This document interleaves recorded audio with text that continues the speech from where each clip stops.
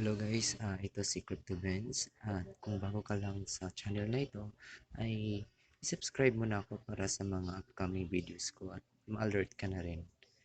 Ngayon titignan natin sa coins.ph account ko kung ano ba yung mga pinagagawa ko for the previous days bago ako kumita today, July 7, 18 rather, July 18. Ayan, July 18. So, kung titingnan natin yung history ko ng PH wallet, I have noong July 2, 14,155.36. So, kinonvert ko siya sa Bitcoin Cash.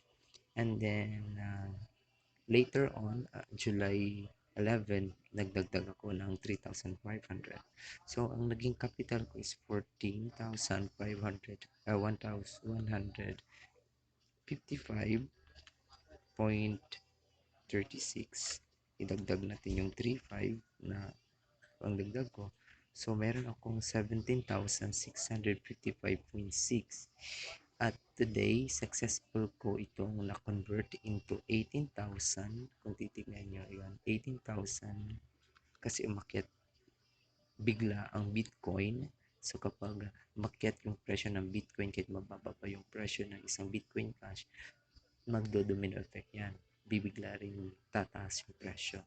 So, yung naging kita ko doon is i-less natin yung 18,686.55. Meron tayong 1,030 and 95. So, less than a month lang or less than 15 days, kumita na tayo ng 1,000 compare sa ilagay natin ito sa bangko. So, ganun lang naman ang gagawin natin. So, basic trading lang ang gagawin natin sa coins.ph. Magpasok ka ng pera using PH account sa coins.ph and then hintayin mo na bumaba yung presyo o kumbaga sumadsad yung presyo sa pinaka level doon. So sa mga kung paano basahin yung chart, may mga related videos ako, pakihanap na lang po doon. And then kapag bumaba doon na yung signal na dapat na tayo bumili at i-convert yung peso into like Ethereum, Bitcoin Cash.